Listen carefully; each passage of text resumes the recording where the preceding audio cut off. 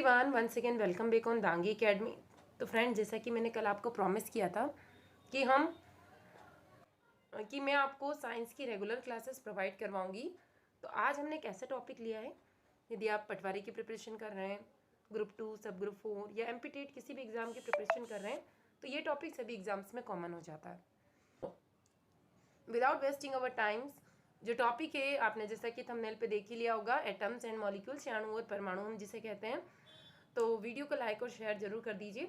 आपको regular classes पे मिलती रहेगी और कोई भी डाउट, कोई भी क्वेरी आती है तो कमेंट सेक्शन में भेज दीजिएगा, आप पूछ सकते हैं। मैंने कोशिश की है कि हिंदी मीडियम और इंग्लिश मीडियम दोनों में ही मैं आपको क्लासेस लूँ, और यहाँ पर मैंने आपके लिए जो ऐसे टॉपिक्स और ऐसी इमेजेस डालने की कोशिश की है कि आपको ऑब्जेक्टिव्स ऑटोमेटिकली क्रिएट हो जाएंगे। यानी कि जैसे एटम्स की डेफिनेशन किसने दी है, एटम्स की साइज़ क्या होती है, नैनोमीटर्स में क्या होती है, क्वेश्चंस ऐसे ही पूछे जाते हैं। तो मैंने यहाँ पर ऐसी कोशिश की कि ऑब्जेक्टिव भी कवर हो जाए और पूरा टॉपिक भी कवर हो जाए। आप कोई से भी मीडियम से हैं, मैं आपको पूरी कोशिश ये करूँगी कि दोनों मीडियम वालों को समझ में आ सके।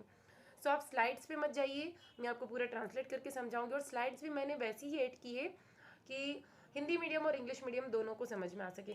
तो फर्स्ट जो टॉपिक हमने लिया है क्या है, एटम्स एंड मॉलिक्यूल्स, अणु और परमाणु। तो देखिए, सबसे पहले हम डेफिनेशंस देख लेते हैं। एटम्स की डेफिनेशन क्या होती है, आपको पता होगा, सबसे स्मॉलेस्ट पार्टिकल्स होता है। ना तो आप इसे और ज़्यादा टाइनी पार्टिकल्स में डिवाइड कर सकते हैं, ना इसे तोड़ सकते हैं। So it is a smallest particle according to old definition. ये माइंड में ध्यान रख लीजिए, ये ओल्ड डेफिनेशन है, नई डेफिनेशन के अकॉर्डिंग ऐसा नहीं होता है। डॉल्टन के अकॉर्डिंग, जो कि एक ब्रिटिश स्कूल टीचर थे, जिन्होंने ये बताया था कि जो इंडिविजुअल पार्टिकल्स होते हैं जिन्हें हम और डिवाइड नहीं कर सकते, उन्हीं को हम कहते हैं एटम्स। देन मॉलिक्यूल्स क्या होता है, इसके बाद की टर्म्स होती है two atoms, more than two atoms combine and then form one molecules. जैसे कि आपने पढ़ा होगा H2 पढ़ा होगा आपने, H प्लस H हुआ है, तो two atoms combine and then form one molecules. ठीक है, तो ये वन मॉलिक्यूल्स का फॉर्मेशन हो गया। एक बार हिंदी में देख लेते हैं, हिंदी में क्या हो जाएगा, परमाणु। एटम को हिंदी में कहा जाता है परमाणु। तो परमाणु क्या है, परमाणु वो छोटी से छोटी यूनिट होती है जिसे क्या है, और दो भागों में या और छोटे भागों में हम तोड़ नहीं सकते या विभाजित नहीं कर सकते। उसके बाद हो जाएगा अणु। जब दो परमाणु मिलते हैं तो एक अणु का फॉर्मेशन होता है, या दो या अधिक अणु मिलकर परमाणु मिलकर अणु का निर्माण करते हैं। उदाहरण यही हो जाएंगे। अब एक एटम है, तो एटम को हमने सबसे छोटा मान लिया। ये जो पूरा विश्व है, पूरा संसार है, ये सब किससे मिलकर बना हुआ, ये सब मिलकर बना। यदि आप बायोलॉजी भी पढ़ते हैं तो सबसे स्मॉलेस्ट हमारी जो बॉडी, ह्यूमन की बॉडी, वो किससे मिलकर बनी हुई है, वो बनी है एट लास्ट में एटम्स के पास जाएंगे हम। तो एटम्स का मान लिया हमने एक शेप, टेबल कुर्सी जिस पे बैठे हैं, कोई बुक है, उसकी जो सरफेस है वो कहीं ना कहीं किससे मिलकर बनी है, एटम से मिलकर बनी है। तो इनका किसी न किसी प्रकार का शेप जरूर होगा। ठीक है, तो एक एटम को हमने कंसीडर कर लिया। सपोज आप बॉल के फॉर्म में कंडीशन कर रहे हैं, एक बॉल है, तो उसकी कुछ ना कुछ रेडियस यानी त्रिज्या जरूर होती है। तो यहाँ पे हमने बात की है कि atomic radius is measured in nanometre. देखिए, ऑब्जेक्टिव क्वेश्चंस बन जाता है आपका, इसीलिए मेरा आपको रिकमेंडेशन यही होगा कि आप पूरा टॉपिक कवर कीजिए, उसके बाद आप ऑब्जेक्टिव्स लगा लीजिए, चाहे किसी भी वीडियो से लगा लीजिए, किसी भी यूट्यूब चैनल के वीडियो से या किसी भी बुक से लगा लीजिए, कोई फ़र्क नहीं पड़ता, बट टॉपिक आप ज़रूर कवर कीजिए। अदरवाइज आप कितने भी ऑब्जेक्टिव लगा लेंगे, अगर उसमें से क्वेश्चन नहीं आया तो फिर आपके लिए दिक्कत हो जाएगी। तो आप टॉपिक पढ़ेंगे तो रिलेटेड क्वेश्चन में आएगा, तो आप सॉल्व कर पाएंगे। तो ये हमने त्रिज्या या रेडियस की बात करते हैं। तो ध्यान रखिए, जो परमाणु की त्रिज्या है उसे किस में नापा जाता है, क्वेश्चन बन जाता है एग्जाम के पर्पज से। Atomic radius is measured in nanometre. Answer क्या ध्यान रखेंगे आप, नैनोमीटर।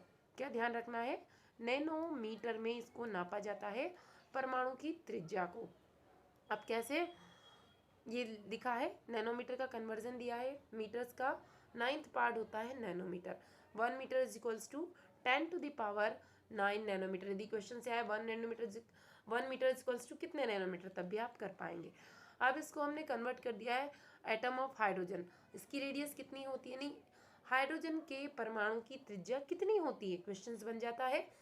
तो आपको क्या ध्यान रखना है, यहाँ पर जैसा कि मैंने टेबल्स के फॉर्म में आपको बता दिया है, 10⁻⁻10 यानी 10⁻⁻10 किसकी रेडियस होती है, हाइड्रोजन के एटम की, हाइड्रोजन के परमाणु की।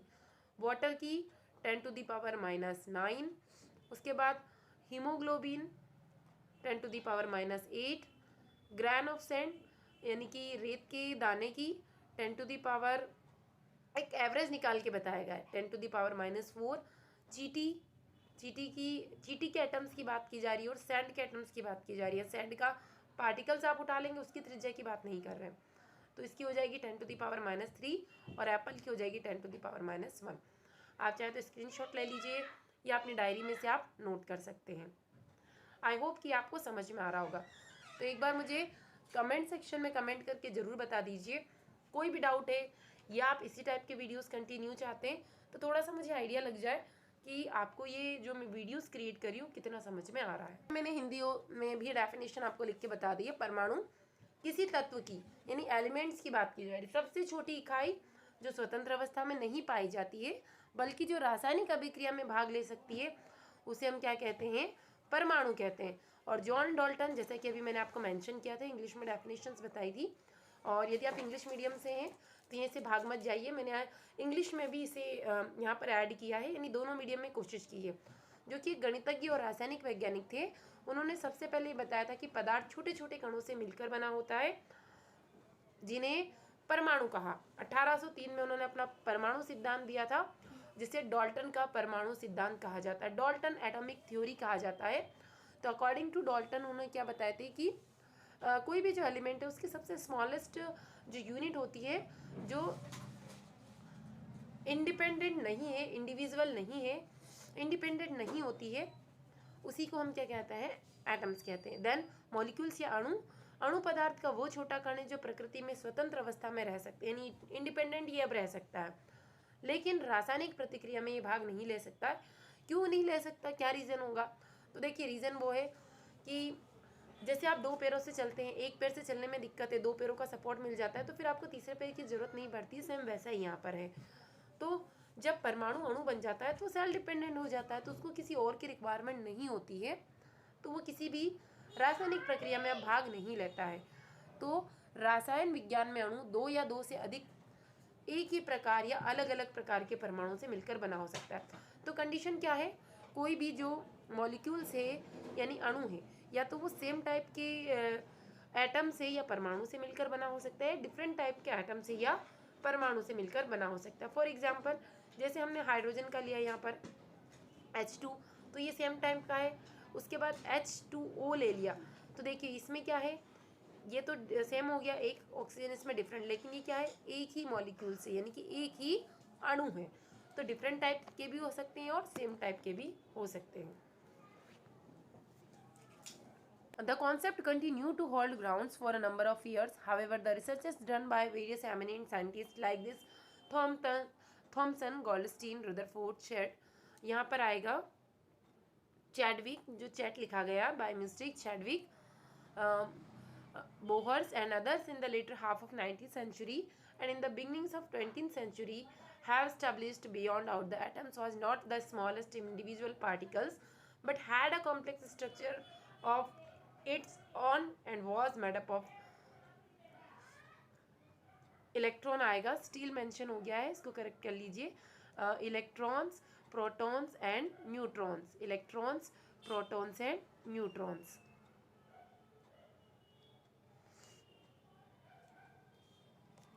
तो इसको करेक्ट करना है आपको, इलेक्ट्रॉन्स कर लेना है इसको, इलेक्ट्रॉन्स।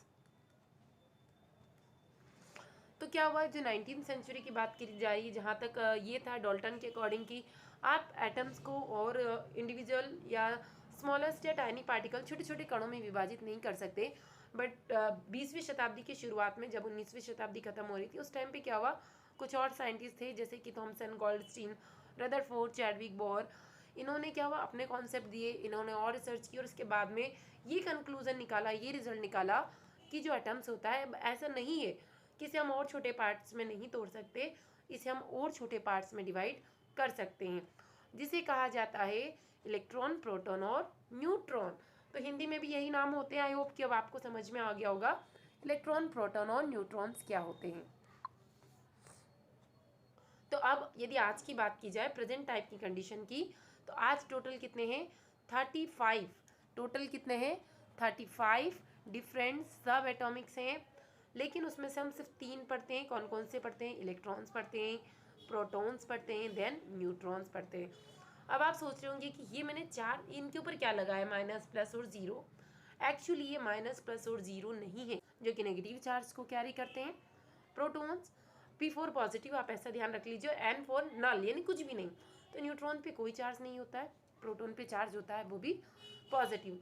तो 3 हम पढ़ने वाले हैं। वैसे 35 डिफरेंट टाइप के सब एटॉमिक पार्टिकल्स होते हैं जिनकी रिसर्च की जा चुकी है, और ये हम पढ़ने वाले हैं 3, जो कि आपके सिलेबस के अकॉर्डिंग है। तो आई होप कि अभी तक ये आपको समझ में आया होगा, जितना भी मैंने अभी आपको बताया है टोटल। तो इलेक्ट्रॉन्स कैसे होते हैं, आप ध्यान रखिए। यदि क्वेश्चंस आता है इलेक्ट्रॉन्स पे कैसा चार्ज होता है, तो आपको क्या लिखना है, नेगेटिव या ऋणात्मक। प्रोटॉन्स, प्रोटॉन्स पे कैसा चार्ज होता है, इन पे होता है पॉजिटिव। और न्यूट्रॉन्स, न्यूट्रॉन्स पे कैसा चार्ज होता है, इस पे कोई भी चार्ज नहीं होता है, कोई भी चार्ज नहीं होता है। अब इलेक्ट्रॉन्स पे नेगेटिव चार्ज क्यों आता है, क्या कारण है इसका? प्रोटॉन्स पे पॉजिटिव चार्ज क्यों आता है? तो इलेक्ट्रॉन जो होते हैं, इलेक्ट्रॉन्स कहाँ प्रेजेंट होते हैं, प्रोटॉन्स कहाँ प्रेजेंट होते हैं, और न्यूट्रॉन्स कहाँ प्रेजेंट होते हैं, ये क्वेश्चन भी एग्जाम के पॉइंट ऑफ व्यू से बन जाता है। तो इसको भी हम देख लेते हैं। भी क्वेश्चंस बन जाता है कि इलेक्ट्रॉन की खोज किसने की थी, प्रोटॉन की खोज किसने की थी, इस पर कितना भार होता है। तो ये सारे ऑब्जेक्टिव्स बन जाते हैं। तो आप अपनी डायरी में इन पॉइंट्स को नोट कर लीजिए। बहुत ज़्यादा IMP क्वेश्चन है, मुझे पूरी उम्मीद है कि एक क्वेश्चन इस टेबल से जरूर बनेगा। खोज किसने की, कितना भार होता है और कितना चार्ज होता है। तो देखिए ये टेबल है, आप चाहे तो स्क्रीनशॉट इसका ले सकते हैं। तो इसको देख लेते हैं हम अच्छे से। इलेक्ट्रॉन की खोज किसने की थी, J.J. थॉमसन ने। प्रोटॉन की खोज की थी गोल्डस्टीन ने। और न्यूट्रॉन की खोज की थी चैडविक ने। ध्यान रखिए आप, J.J. Thomson, Goldstein, then Chadwick.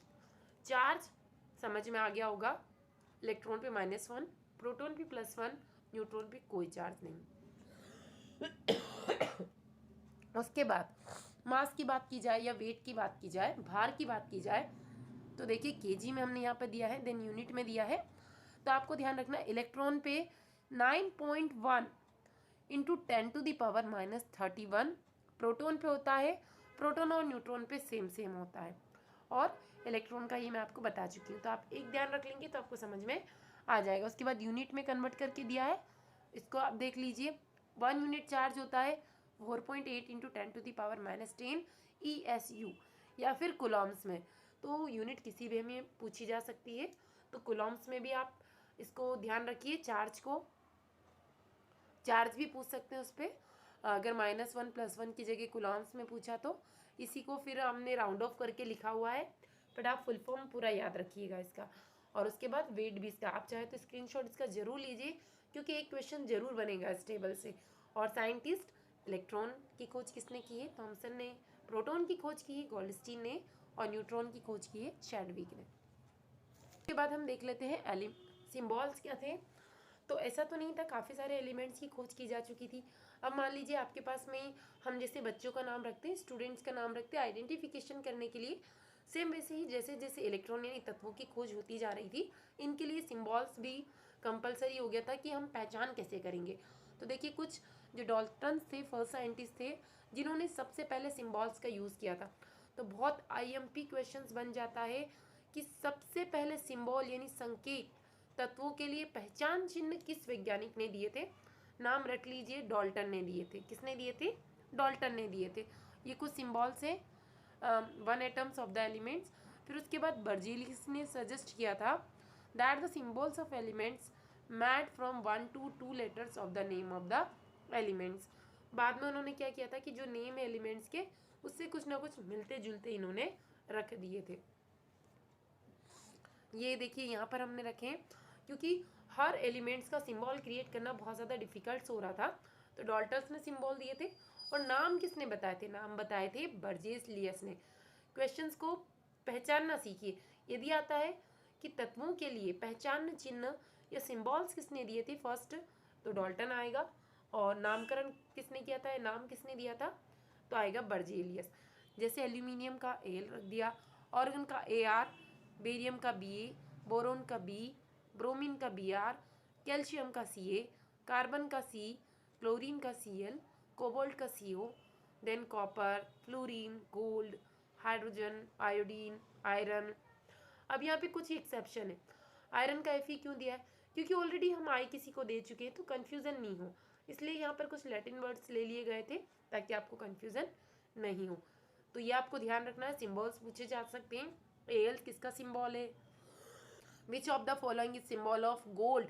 निम्नलिखित में से कौन सा संकेत है गोल्ड का? देखिए ऑब्जेक्टिव क्वेश्चंस ऐसे ही बनते हैं। मैं चाहूँ तो हर वीडियो में आपको 50 क्वेश्चंस ऑब्जेक्टिव के फॉर्म में कंप्लीट करा दूंगी, बट उससे कभी भी आपको ये कंक्लूजन नहीं निकलेगा कि आपने कौन कौन से टॉपिक्स कवर अप कर लिए।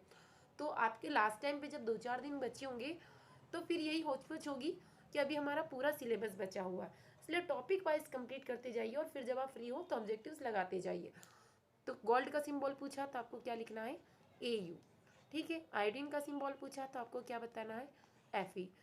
मैग्नीशियम का सिंबल Mg। पोटेशियम का सिंबल देखिए P नहीं ले सकते थे क्योंकि ऑलरेडी फॉस्फोरस को गिवन था तो K है। जिंक का सिंबल Zn। सोडियम का सिंबल फिर वही है, S नहीं ले सकते थे, सोडियम का सिंबल क्या लिया है? Na। आई होप कि ये समझ में आ रहा होगा। क्वेश्चन इसी टाइप से एग्जाम में पूछे जाएंगे। उसके बाद देखिए यहाँ पर हमने लिया है एटॉमिक मास। एटॉमिक नंबर क्या होता है? तो पीरियोडिक टेबल है, हम नेक्स्ट टॉपिक में इसको कवर करेंगे। तो 1 बाय 1 जैसे जैसे डिस्कवरी होती गई, जैसे हाइड्रोजन का एटॉमिक नंबर दे दिया गया था 1, हीलियम को दिया गया है 2, तो सीक्वेंस वाइज इनको नंबरिंग दे दी गई थी कि टोटल नंबर ऑफ एलिमेंट्स के अकॉर्डिंग। उसके बाद बात आती है इनके मास की। एटॉमिक मास इनको कैसे दिया जाए? एटॉमिक मास तो किसी भी चीज़ के लिए क्या था, कोई भी चीज़ जो आइडियल होती है, जैसे 1 किलो का बाट होता है, 1 मीटर का नाप होता है, 1 लीटर का नाप होता है, वैसे ही एक आइडियल चीज़ के अकॉर्डिंग इसके मास को कंक्लूड किया गया। तो वो चीज़ थी carbon. Atomic mass of the atoms of an elements defined as the average mass of the atom as compare to 1/12th part of the mass of the carbon 12 atom. उसमें कितना प्रेजेंट है उसके अकॉर्डिंग इसको निकाला गया है। जैसे कि हाइड्रोजन, हाइड्रोजन का मास कितना होता है? 1। कंपेयर किससे किया गया है? कार्बन से। उसके बाद नाइट्रोजन का मास कितना होता है? 14। ऑक्सीजन का मास कितना होता है? 16। अब एक ट्रिक है कि 100% नहीं होगी एक्यूरेट, लेकिन अप्रोक्सीमेट जो एटॉमिक नंबर है उससे डबल होता है एटॉमिक मास। जैसे कार्बन का एटॉमिक नंबर होता है 6 और इसका मास होता है 12। नाइट्रोजन का एटॉमिक नंबर होता है 7, मास होता है 14। ऑक्सीजन का एटॉमिक नंबर होता है 8, मास होता है 16। अब बात कर लेते हैं क्वेश्चन जो जो एग्जाम में पूछे जाएंगे। मैंने यहाँ पर पूरी थ्योरी नहीं ली है और टॉपिक्स एनसीईआरटी से लिए हैं, ताकि क्योंकि अभी पीईबी ने ट्रेंड बना लिया है, ज़्यादातर क्वेश्चंस एनसीईआरटी से ही पूछे जा रहे हैं। और आपके जैसे कमेंट्स आई थी 2021 में जो ग्रुप 2 सब ग्रुप 4 की एग्ज़ाम हुई थी, उसमें कैसे क्वेश्चन पूछे गए थे, तो वो भी मैं आपको पूरे प्रोवाइड करवाने की कोशिश करूँगी। और करंट अफेयर्स भी मैं आपको प्रोवाइड करवाऊँगी। और जल्दी आप लोगों के लिए प्रिया मैम इंग्लिश की क्लासेस भी स्टार्ट करने वाली है, जो कि आपको काफ़ी ज़्यादा बेनिफिट देगी सारी एग्जाम्स में। एटॉमिक नंबर क्या होता है? ओके, तो कभी भी ये नहीं पूछेगा कि वो किसी नंबर दे दिया गया है किसी एलिमेंट को, उसी को एटॉमिक नंबर कहते हैं, नहीं। ऑप्शंस में क्या क्या दिया होगा वो ध्यान रखिए। Total number of protons present in the nucleus, total number of electrons present in the neutral atom. Nucleus क्या होता है? बायोलॉजी वाले स्टूडेंट को भी पता होगा, वैसे ऑलमोस्ट आप लोग ग्रेजुएट है तो आपको पता होगा ये न्यूक्लियस है। ठीक है, किसी भी एटम का ये न्यूक्लियस है। अब यहाँ पर क्या क्या प्रेजेंट है इसके अंदर?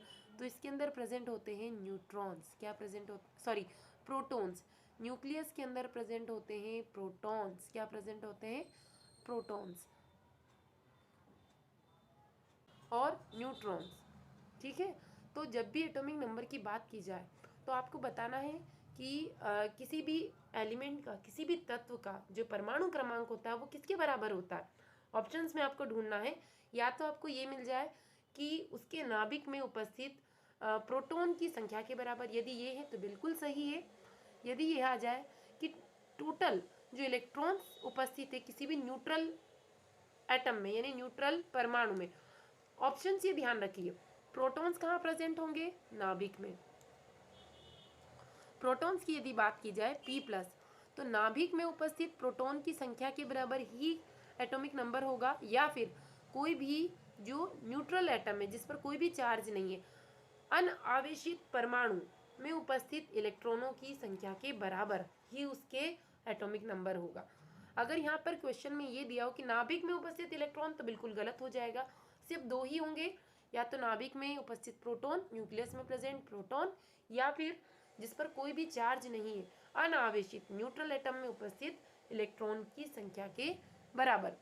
एक चीज और हम समझ लेते हैं कि यदि जो इलेक्ट्रॉन्स है नेग्लिजिबल मास, किसी भी इलेक्ट्रॉन पे यदि कोई मास ही नहीं है, तो जो एंटायर मास होगा एटम का is mainly due to protons and neutrons only. लीजिए कोई भी एटम है और उसमें जो इलेक्ट्रॉन है उसमें कोई भी भार नहीं है, तो उसके अंदर जो नाभिक है उसमें कितना भार हो गया इन एटम्स में, तो जो प्रोटॉन्स है और न्यूट्रॉन्स है उस भार के बराबर ही वो होगा। तो जो न्यूक्लियस है कलेक्टिवली उसे क्या कहा जाएगा, न्यूक्लियॉन्स कहा जाएगा। जब कोई इलेक्ट्रॉन्स में कोई भी भार नहीं हो तो उसे कहा जाता है न्यूक्लियॉन्स। न्यूक्लियॉन्स यानी कि प्रोटॉन्स और न्यूट्रॉन्स के भार को मिलाकर क्या बनता है, न्यूक्लियॉन्स। एक और क्वेश्चन बन जाता है, प्रोटॉन और न्यूट्रॉन्स को मिलाकर क्या कहा जाता है, उसे कहा जाता है न्यूक्लियॉन्स। ये ध्यान रखिए आप। Further, as each of the particles has 1 unit mass of the atomic mass scale, therefore the sum of the number protons and neutrons will be nearly equal to the mass of the atom. तो proton और neutron को जब हम plus करेंगे तो क्या आ जाएगा, भार आ जाता है किसी भी एटम्स का। तो आई होप कि समझ में आया होगा। एक बार फिर से समझाती हूँ। एटॉमिक नंबर या तो नाभिक में उपस्थित प्रोटॉन के बराबर या अनावेशित न्यूट्रल एटम जिसे कहा जाता है उसमें प्रेजेंट इलेक्ट्रॉन्स के बराबर। आप काउंट कर लेंगे तो इलेक्ट्रॉन या फिर नंबर ऑफ प्रोटॉन, लेकिन इलेक्ट्रॉन को काउंट कर रहे हैं तो उसके ऊपर कोई भी चार्ज नहीं होना चाहिए। जैसे कि आपने ये पढ़ा होगा Mg2+, तो ये चार्ज नहीं होना चाहिए, यहाँ पर 2+ हो रहा है।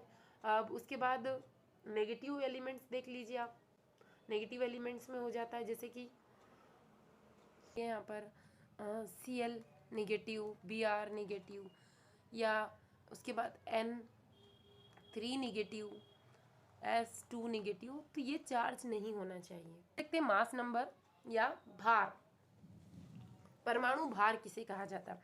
अभी आपको समझ में आया कि प्रोटॉन, सिर्फ प्रोटॉन या फिर सिर्फ इलेक्ट्रॉन, वो भी न्यूट्रल। अब भार कब आएगा, जब प्रोटॉन भी प्लस हो जाएंगे और न्यूट्रॉन भी प्लस हो जाएंगी। यानी यदि 2 प्रोटॉन है तो 2 और 1 न्यूट्रॉन है तो दोनों को जोड़ देंगे तो आया 3। मैं आपको कुछ एग्जांपल्स भी करवाऊंगी जिससे क्लियर हो जाएगा, क्योंकि डेफिनेशन या तो पूछेगा या फिर डायरेक्ट न्यूमेरिकल्स पूछे जाएंगे। तो आपका पूरा टॉपिक जितना आपने पढ़ा है पूरा कंप्लीट हो जाएगा। इन दोनों को जोड़ दोगे आप तो जो आंसर आएगा उसी को कहा जाता है mass number of the element, या फिर तत्व भार कहा जाता है उसे। किसी भी तत्व का भार, किसी भी परमाणु का भार या तत्व का भार आए तो आपको यही लिखना है, mass number of an element. तो the mass number of an element is nearly equal to the atomic mass of that element. Mass number जो एटॉमिक मास होता है उसी को कहा जाता है। और इसका सिंबल क्या है, इसको डिनोट किया जाता है Z से। ये पूछा जा सकता है कि भार को ऊपर क्या लिखा जाता है, भार, नीचे क्या लिखा जाता है, परमाणु क्रमांक। ठीक है, यहाँ पर क्लोरीन का लिखा हुआ है, तो ये एक एलिमेंट है। तो क्वेश्चन ऐसे पूछा जा सकता है कि इसका मास नंबर यह है, इसका एटॉमिक नंबर ये है, यानी परमाणु क्रमांक ये है, तो इसमें कितने इलेक्ट्रॉन है, कितने प्रोटॉन है, कितने न्यूट्रॉन है, तो ये आपको कंप्लीट करके बताना है। तो देखिए कुछ क्वेश्चन इसके हम करेंगे, इससे पहले 1-2 टॉपिक और है इसमें इंक्लूड, हम इनको देख लेते हैं तो पूरा क्लियर आपको समझ में आएगा। आइसोटोप, आइसोटोन और आइसोबार क्या होता है। तो क्वेश्चन क्या है, आइसोटोप क्या होता है। आइसोटोप, ये ध्यान रखिए, टोपी टोपी सेम है, क्या है, टॉप टॉप। तो टॉप तो अभी भार को मत देखिए कि हम भार ऊपर लिख रहे हैं, आप ये ध्यान रखिए कि हमने नंबरिंग की है किसी भी एलिमेंट की, क्या की है, नंबरिंग, और उसी से आइडेंटिफाई हो रहा है 1 नंबर पे कौन, 2 नंबर पे कौन। या आपने एक लाइन लगाती है बच्चों की और उनको रंग बिरंगी टोपियाँ पहना दी है, टोपी से आप आइडेंटिफाई कर रहे हैं कि ये मुकेश है, लीला है, शीला है, ये गीता है। तो ये ध्यान रखिए, जो एटम्स की नंबर को बताता है या जिनके एटॉमिक नंबर सेम है, ध्यान कैसे रखना है, जिनके एटॉमिक नंबर सेम है। जैसे कि 5 बच्चों को रेड टोपी पहना दी, 5 को ग्रीन, 5 को येलो, 5 को व्हाइट, तो वो बता रहे हैं लव ग्रुप है, पीस ग्रुप है, जो भी आपने फलाना फलाना जो भी नाम रखे हैं। तो जिन भी एलिमेंट्स के एटॉमिक नंबर सेम है, यानी कि परमाणु क्रमांक जिनके एक जैसे हों, उसी को कहा जाता है आइसोटोप। क्या कहा जाता है, आइसोटोप कहा जाता है। यानी आइसोटोप यानी हिंदी में से कहा जाता है सम स्थानिक, जिनके स्थानिक जैसे हो, सम स्थानिक। आप ट्रेन में, बस में कहीं जा रहे हो और आपको दो लोगों को एक जैसे टिकट दे दिए तो आप एक ही जगह बैठेंगे ना, एक नंबर का। तो जिनका स्थान सेम हो उसको कहा जाता है आइसोटोप, यानी same atomic number but different atomic mass, same परमाणु क्रमांक बट परमाणु भार अलग अलग हो। ऐसे कौन से एलिमेंट है? तो हाइड्रोजन। हाइड्रोजन के कितने समस्थानिक होते हैं? क्वेश्चन ऐसे बनते हैं, ध्यान रखिए एग्जाम में। क्वेश्चन क्या बनेगा? हाइड्रोजन के 3 समस्थानिक होते हैं। कौन कौन से होते हैं? तो देखिए यहाँ पर जैसे क्वेश्चन दिख रहा है आपको, ये वाला, ये क्वेश्चन दिख रहा है, उसके बाद ये दिख रहा है, एक एक एक नीचे की साइड में देखिए, तीनों में एक एक है, लेकिन भार तीनों का अलग अलग है। तो पहला क्या है? प्रोटियम। अब नाम पूछ लिया कि तीनों के नाम बताइए, प्रोटियम, ड्यूटीरियम और ट्रिटियम। प्रोटियम को पी से बताते हैं, ड्यूटीरियम को डी से बताते हैं और ट्रिटियम को किससे बताते हैं? टी से बताते हैं। वैसे ही क्लोरीन, क्लोरीन के कितने समभारिक होते हैं, सॉरी कितने आइसोटॉप्स होते हैं, कितने समस्थानिक होते हैं? 2। भार अलग अलग है। तो पहला कौन सा है? 35 और दूसरा कौन सा है? 37। एवरेज भार इन दोनों के भार को ही जोड़कर निकाला जाता है, यानी औसत भार दोनों को ही जोड़कर निकाला जाता है। तो समस्थानिक क्लियर हो चुका है, जिनके परमाणु क्रमांक समान और परमाणु भार अलग अलग। Isotope same atomic number but different atomic masses. Hydrogen के कितने समस्थानिक है? 3 है। क्लोरीन के कितने समस्थानिक है? 2। देखते हैं हम आइसोभार या समभारिक जिसे कहा जाता है। तो अब इसमें उल्टा हो जाएगा, यानी कि भार समान हो जाएगा आपका और क्रमांक जो है वो डिफरेंट, यानी atomic mass same but atomic जो नंबर है वो हो जाएगा डिफरेंट। ऑर्गन, क्रिप्टॉन और कैल्शियम। तो यहाँ पर ये है, अगर क्वेश्चन से आए कि आर्गन का कौन समभारिक है, ऑप्शंस में अलग अलग दे देगा, तो आप ये ऊपर क्या ध्यान रखिए, किस किस के मास सेम है। तो ऑर्गन का भार भी 40 होता है, क्रिप्टन, पोटेशियम और कैल्शियम। तो पोटेशियम का भी 40 है, कैल्शियम का भी 40 है। और एटॉमिक नंबर क्या है? 18, 19, 20 अलग अलग है। उसके बाद आता है आइसोटोन्स। आइसोटोन्स में ध्यान रखना है कि ऐसे एटम जो अलग अलग एलिमेंट्स हैं, जैसे कि अभी हमने देखा था समभारिक में, आइसोबार्स में एलिमेंट सब अलग अलग थे, लेकिन वहीं समस्थानिक या आइसोटोप में क्या थे? एलिमेंट से एक ही रहता था। ठीक है, ये माइंड में ध्यान रख लीजिए, बिल्कुल क्लियर। आइसोटोन्स में भी एलिमेंट्स अलग अलग होंगे, लेकिन अब इनके अंदर क्या, सिर्फ न्यूट्रॉन्स के नंबर सेम होंगे। जैसे कि कार्बन हुआ, कार्बन का ना एटॉमिक नंबर सेम है ना एटॉमिक भार सेम है, यानी ना मास ना वेट सेम है ना नंबर सेम है, ना भार समान है ना ही क्रमांक समान है, सब अलग है, लेकिन जो न्यूट्रॉन्स का नंबर है वो सेम है। अब कैसे फाइंड आउट करेंगे आप number of neutrons, number of electrons, number of protons, वो मैं आपको सिखाने वाली हूँ, तो वीडियो को पूरा जरूर देखिए, क्वेश्चंस यही आएंगे एग्जाम्स में। उसके बाद एक और आता है आइसो इलेक्ट्रॉनिक्स। एक देखा आपने आइसोटोन, आइसोबार, आइसोटोन और आइसो इलेक्ट्रॉनिक। आइसो मतलब होता है सेम या समान, तो क्या बोल रहा है? Iso electronics. तो वो स्पेसीज चाहे वह एटम्स हो या आयन्स हो, जिनके अंदर इलेक्ट्रॉन्स के नंबर समान हो, उन्हें हम आइसो इलेक्ट्रॉनिक्स कहते हैं। सम इलेक्ट्रॉनिक्स जैसे oxygen, fluorine, sodium, magnesium, aluminium, इनके अंदर यानी हम इलेक्ट्रॉन्स के नंबर निकालने बैठेंगे तो ये सेम सेम निकलेंगे। कैसे निकालना है वही अब हम देखने वाले हैं। तो क्वेश्चंस में दे रही हूँ, कुछ होमवर्क भी दूंगी, वो आपको करना है। तो क्वेश्चंस बन जाता है आपका यहाँ पर, नोट कर लेना आप।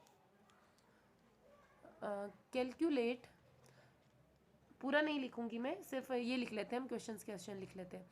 The number of protons, protons का नंबर देखिए क्या है, न्यूट्रॉन्स का और इलेक्ट्रॉन्स का आपको फाइंड आउट करना है। Calculate the number of protons, electrons and neutrons, किसके अंदर निकालने हैं? हम सिर्फ क्वेश्चन लिखते हैं, किसके अंदर निकालना है? आपको नंबर निकालना है ब्रोमीन। अब इसका मास कितना है? मास है 80 और नंबर कितना है? 35। इसमें निकालो इलेक्ट्रॉन्स, प्रोटॉन्स और न्यूट्रॉन्स। कैसे निकालेंगे? हमें तो बताया नहीं मैडम आपने, मैंने आपको बताया है, आपने शायद ध्यान ही नहीं दिया। हमने क्या निकाला था? परमाणु क्रमांक और परमाणु भार निकाला था।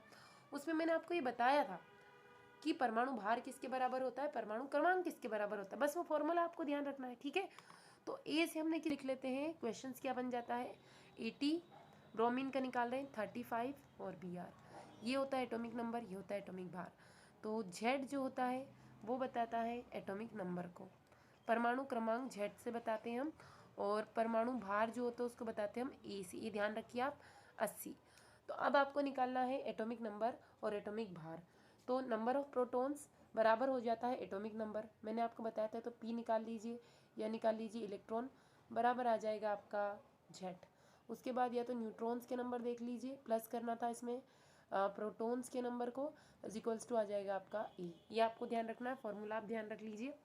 तो आप कैसे निकालोगे, आप ए में से यदि आप जेड माइनस कर दोगे तो आपके न्यूट्रॉन्स निकल के आ जाएंगे। ये फॉर्मूला मैथ्स वाले स्टूडेंट तो आपको समझ में आ चुका होगा। कैसे निकाला हमने, ये ए टोटल है तो पी किसके बराबर है, ई के बराबर है, और ये किसके बराबर है, जेड के बराबर है। तो एटॉमिक नंबर इसको माइनस कर दो में से, एटॉमिक भार में से 80 में से 35 माइनस कर देंगे तो न्यूट्रॉन्स निकल के आ जाएंगे।